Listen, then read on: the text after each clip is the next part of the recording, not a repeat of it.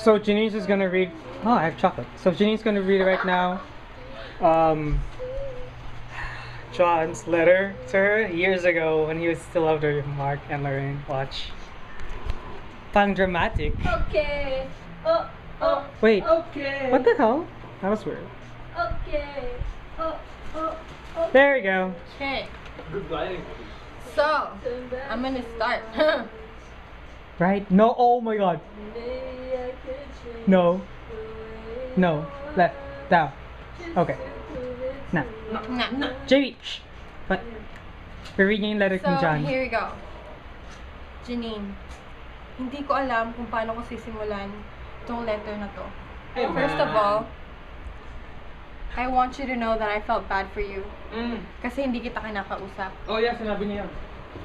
And sabi ni Mark, nasabi daw ni Kia, shame on you. I'm not sure kung seryoso or nagjo-joke si Kia nung sinabi niya yun. Either way, alam kong na-feel bad ka. Kasi baka isipin nila that you're a bad person or kung ano man. That was true. Si Jamie naman, kwinento din pala kay Pauline. Oh yeah? Oh yeah? Ayoko nga sanang malaman ng iba. Kasi una, it's personal. Second, hindi din naman nila maiintindihan kasi hindi naman nila nararamdaman kung ano man ang nararamdaman ko or natin. Oh yeah? Yeah. I just don't want to make it a big deal because it really isn't. Gusto kita kausapin kahapon, nung lunch, and sa park. Pero sana naman maintindihan mo rin ako. Kailangan ko lang ng time. Kakausapin din kita. Yun nga lang, I won't be the same John. But don't worry. I'll talk to you soon. Mahirap lang talaga na magstay ako na dating John after nung nangyari. Mahirap na sigurong ibalik ang dati. Pero I'm trying my best naman para maging okay ang lahat. Siguro sa ngayon talagang super sakit at hirap pa. At saka syempre, hindi ko naman sasayangin yun na pagsamahan natin. Pagpasensyahan nyo na lang akong lahat kung masyado akong madrama or tahimik. Mahirap lang mag-pretend na happy ako. Pero deep inside, sad talaga ako. At saka alam mo naman na nagsiselos ako kay Mark. Don't Di laugh. ba? Cry.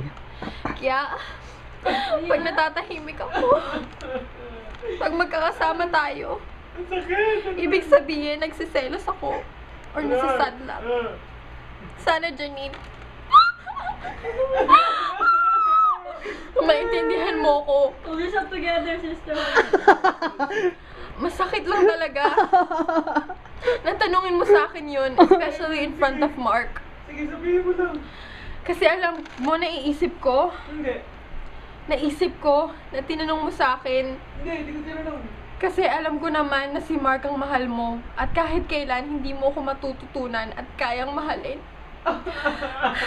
Sana, sa totoo lang, Ang gusto na bones. ayoko ng ganitong problem kasi nakakasira ng friendship. Ang gusto na bones.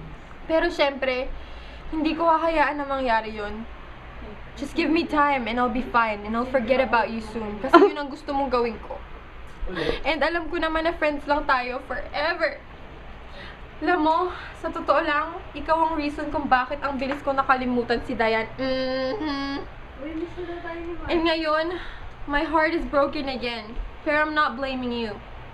I'm happy nga kasi nakilala kita. Sino Mark? Hindi ko pa ulit naramdaman yung ganitong feeling. Sa'yo lang ulit after Diane. Basta, masasabi ko lang, give me time. And makakalimutan din kita gaya ng gusto mong mangyari. Siyempre, hindi ganun kadali yun. And hindi ako magpapaka-plastic. Inaamin ko, kung magiging kayo naman ni Mark, siyempre, magsiselos ako. And hindi ako magiging happy sa umpisa. But I'll be happy for you soon. Cockblock! Sige, yun lang. Ingat ka lagi. PS, I think we have to talk. Tayong tatlo nila, Mark. PS ulit. And tinatry ko talaga kausapin ka. Kaya lang mahirap. Dapat nga kanina ihahag kita eh. Kaya lang ang tahimik mo din. Hug. Ha ha ha ha. PS. PS. Wag mo to papabasa sa iba. Sorry, John. 3. Sila Nicole, Jamie, and Mark lang, okay? PS. Smile. Be happy. From John.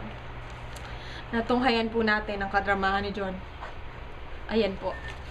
Enjoy. Ate,